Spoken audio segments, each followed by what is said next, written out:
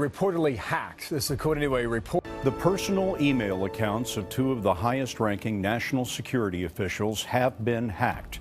A teenager sits quietly in his room, phone in hand, having just pulled off something unthinkable. As a teenager, he's breached the personal lives of some of the most powerful figures in the world. What pushes someone so young to take on the top levels of government? Most of his personal information, like his name, address, phone number, social security number. Evidence, millions and millions and millions of people, their accounts being hacked.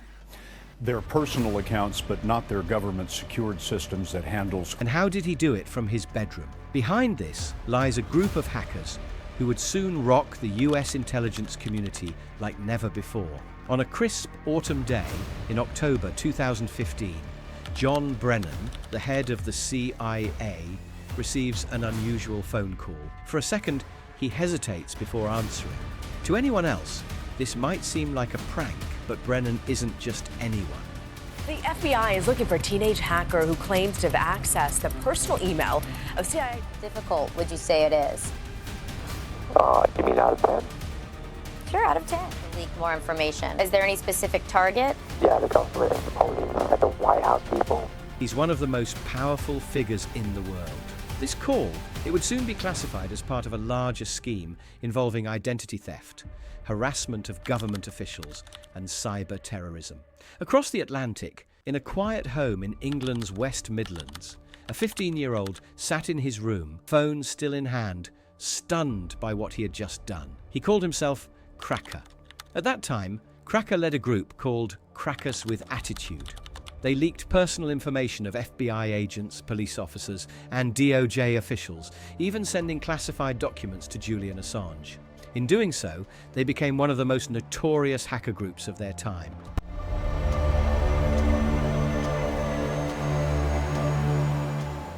In 2008, in Virginia, another young hacker emerged known only as Default. By all accounts, he was an ordinary American teenager. Like many teenagers, he often clashed with his father, a government employee. But Default's story took a turn when he began cheating in video games, sparking his first taste of using computers for things they weren't intended for, things that felt both thrilling and powerful. Yourself? Yeah, I'm still the age of 20 years old. Active in sports, very active in sports actually. I used to play like 4 soccer teams year-round. My dad, he worked for the government, so... So as a teenager, what was your relationship with the government? From that moment on, he became obsessed with learning everything about computers and how to manipulate them. 2008, hacking was on the rise. The decentralized activist group Anonymous was at its peak, and gaining access to their secret chats gave Default a front-row seat to their operations. Anonymous was one of the largest online vigilante groups, known for hacking into governments and similar corporations. To Default, Anonymous offered a way to make an impact without ever leaving his room. Some of their actions had political goals, while others were just about causing disruption.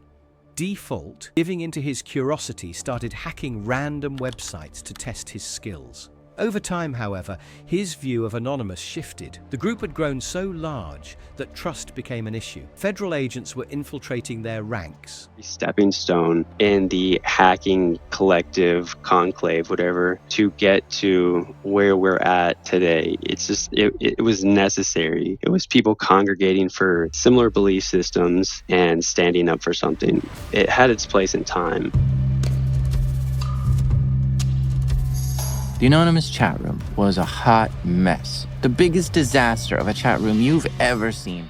Arrests were common, and internal conflicts were frequent. Often, Anonymous was credited for actions carried out by other, more skilled hackers. And hackers spawned off into their own little small groups where they can vet the members and make sure that they're not, like feds, oh, well, go hack this website and basically commit a crime to prove to me that you're not a fed. Whereas Anonymous is just you don't know who's in here. This made the edges of Anonymous even more fuzzy.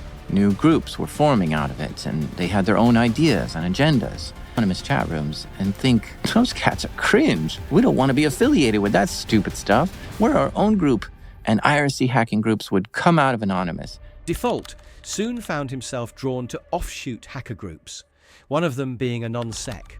The group distanced itself from Anonymous, even claiming to oppose it, but their activities often mirrored the vigilante groups. Basis. So I moved on to basically doing stuff myself and kind of becoming associates with other hacking groups. Started learning from Team Poison, like MLT. I actually knew Trick too. I don't know if you're aware of who Trick was. Yeah, in fact, I do know who Trick was very well. I did a whole episode about him called Team Poison. That's episode 109. But the scene was so hard to navigate to know who to trust. Like Anonymous, a non-sec launched hacking operations that ranged from politically motivated attacks and sometimes just for the fun of it. As Default got more involved, his skills improved rapidly. The group controlled a botnet, a network of infected computers under their command. It got associated with Anonymous so much, and I had like a disdain for Anonymous at that time, like heavily, because that's not where the most technologically advanced hackers were at. Like none of them are in Anonymous. And that really bothered me that some of our hacks got attributed to Anonymous. I eventually ended up like taking over the group. Botnets are used to spread malware or sometimes to launch attacks on servers, overwhelming them with traffic. One day, while exploring a non-sec's botnet, Default's curiosity led him to an unexpected discovery. Among the infected computers was a server from Windsor University, a Canadian medical school. So pull up the URL, check the domains, go to the homepage, and can easily access the admin panel. And once I log in, just pull up the finances of all the people and all the debt they have. I saw a screenshot of this. He was in the admin panel of the university, and there, in front of him, was a list of all the students who owed money to the school. Just deleted everything. I went into the PHP shell and just like sent everything to dev null and just like shredded it. So whatever I sent there is just not coming back. Wow, crazy. How did you feel after that? Suddenly, he had direct access to the school's financial records. In front of him, a list of students who owed a combined $9.4 million appeared. At the bottom of the screen was something too tempting to ignore: a delete all button. Default was swept up in the moment. He felt a sense of power, a rush from crossing the line between curiosity and crime, despite the fact that institutions like universities often have multiple online and offline backups. Good. Whenever you can make a positive impact in people's lives, and the power of doing that remotely from like your house is just like, it's like almost intangible, like the amount of power you can exert over the internet. It's something that your average person just will never understand. Default kept is exhilarating and like gave you a sense of power, and you start to crave that rush of serotonin. Is just like you get so worked up, and you're like, this is so awesome, this feels great. Not only are we doing something good, but it's exciting, and I want to do it again and again. And sometimes it's like you're almost like you're chasing a high, and that can like lead you off the trail. Let's take a quick ad break, but stay with us. It wasn't about profit. For him, this felt like something bigger, even justified. While other hackers might have used this sensitive information for personal gain, Default did what felt like doing the right thing. As Default's hacking skills evolved, so did his motives. What began as curiosity turned into a drive for altruism. By 2014, Denmark remained one of the few European countries where bestiality was still legal. Germany, the UK, and Sweden recently banning the practice. This led to a disturbing rise in animal sex tourism. Banned in Denmark. Okay, that's generally banned everywhere. So I guess a lot of sickos were taking advantage of this lack of, laws against bestiality there. There was literally dens and like private places you can go. And people's like Danish animal rights activists had been fighting to raise awareness, but struggled to make significant headway. That's when Default and other anon-sec hackers lend their technical skills to the animal rights movement. They launched attacks to shut down websites promoting bestiality through DDoS, distributed denial of service attacks, and spread evidence of animal abuse through social media. The information quickly spread, sparking global outrage. Although Anonymous was credited for the work done by anon-sec, much to Default's frustration, the impact was undeniable. Public awareness grew, and discussions about Denmark's so-called dog brothels intensified. By April 2015, after continued protests and pressure, Denmark finally banned bestiality. He also became an early adopter of cryptocurrency, accumulating over 1,000 Bitcoin worth around $40 million today. Aware that he was making powerful enemies, he became increasingly paranoid. He took extreme measures to avoid detection, never logging into his home Wi-Fi. Instead, he used a satellite dish to connect to a Dairy Queen's free Wi-Fi half a mile away. Each time he turned on his devices, he made sure they were encrypted, forcing him to wait 30 minutes for them to decrypt. a giant Wi-Fi satellite dish that could reach up to a mile away. Okay, so I was usually using the Dairy Queen that was like a half a mile away, had free Wi-Fi. So their bullshit answer of... Despite all his caution, Default knew the risks. He kept his activities secret, understanding how much was at stake. But even with all the precautions he took, it wouldn't be enough to keep him safe forever. In May 2013, a 29-year-old US intelligence contractor who had a comfortable life in Honolulu with a good job and a girlfriend faced a critical decision. He discovered a troubling secret. The US government could spy on almost anyone using a computer. The weight of this discovery haunted him, and the blatant violation of civil rights by his government left him no choice but to act. He knew that revealing this information, whether to a lawyer, a judge, or even Congress, would be considered an act of treason, carrying severe penalties that could lead to a lifetime behind bars. He feared he would never see his family again and wasn't sure how they would be affected. For months, he had quietly been collecting evidence, and with the final documents downloaded, he made his move. He told his employer, the US government, that he needed time off for his epilepsy, giving him enough time to leave the country undetected. Snowden's actions also resonated with young Americans like Default, who became inspired to question how their government functioned. But Default didn't just want to observe from the sidelines, he wanted to turn the tables. It was this Snowden release that just kind of set me off, where he was talking about the prison program and how literally it's not a conspiracy, that people have been saying the government is spying on everyone. They're like, oh, it's like, nope, actually, if you could see here through these very classified documents that they are literally dragnetting every single packet in the United States. He wanted high-ranking intelligence officials to feel the same invasion of privacy, to know what it's like to have personal data stored, distributed, and used against them. It was this desire that led him to join forces with Crackas With Attitude, a group founded by Cracka.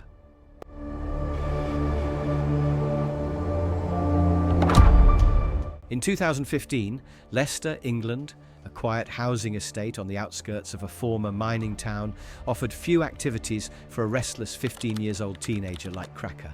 He spent his days going online, but beneath his laid-back exterior, Cracka was fueled by anger. He was outraged by corruption, surveillance, and particularly by the USS role in the Middle East, especially in Palestine. Seeing the suffering in Gaza, he felt compelled to act.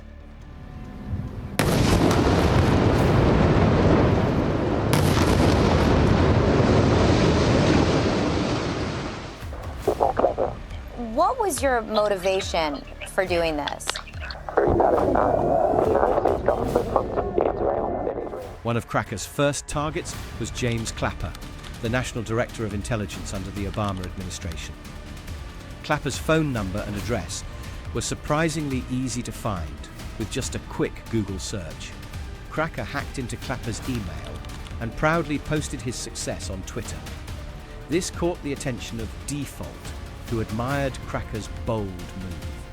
Their anger toward the US intelligence community only grew when they saw an interview with Edward Snowden, in which Snowden called out Clapper. For Cracka and Default, this was the final straw.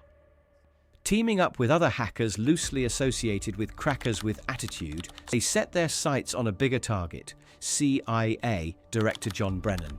Like Clapper, Brennan had left enough personal information online to make himself vulnerable. Cracka used his phone number, a Verizon account, to call internal tech support. Pretending to be a technician, he faked an employee code and, to his surprise, gained access to Brennan's account. American or government official, it's John Brennan, the CIA director since 2013, and a longtime key player in the U.S. intelligence community. A man who says he's an American high school student claims he hacked his way into Brennan's personal AOL email account by fooling Verizon and AOL into revealing enough information to reset the account password. Hello guys, this Twitter account is going now, the apparent hacker says, posting what appears to be an actual spreadsheet of names and emails of current and former intelligence. Once inside Brennan's AOL account, Cracka retrieved his private cell phone number and shared it with Default.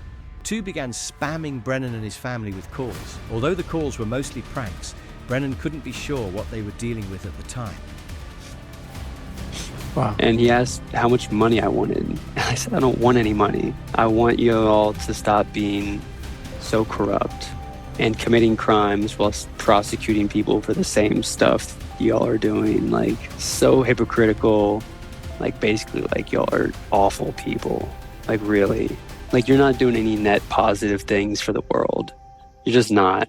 And he was, like, audibly, like... The CIA director, one of the most powerful men in the world, had to go into hiding with extra security for himself and his family. Cracka's breach of Brennan's email provided access to highly sensitive documents, including Brennan's 47-page SF-86 application, used for top-secret security clearance. The application revealed deeply personal detail, criminal history, psychological records, past drug use, none of which Brennan would have wanted exposed. What did you find? Social security numbers, plans, talking about Iraq and Syria. There was a lot of, I guess, private.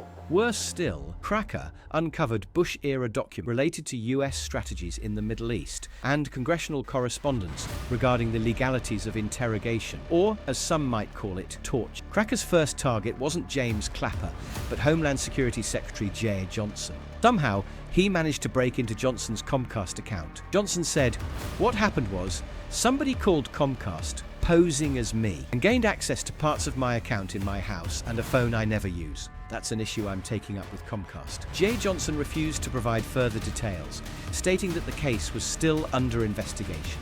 Default, keeping a close eye on these moves, began chatting more with Cracka. Later, Cracka successfully hacked into John Brennan's personal AOL email, though it wasn't his government account. Even so, the hack was significant, putting some of the most powerful figures in the US intelligence community on high alert. Cracka, now egged on by Default, turned to WikiLeaks. Julian Assange himself took an interest, publishing the stolen documents in October 2015. The fallout was massive. Brennan's breach cost the CIA $1.5 million in damages and forced several operatives into hiding. But Cracka and Default weren't finished. With access to other intelligence officials' accounts, including that of FBI Deputy Director Mark Giuliano, the CWA leaked personal information on 9,000 Department of Justice officials and 20,000 FBI agents.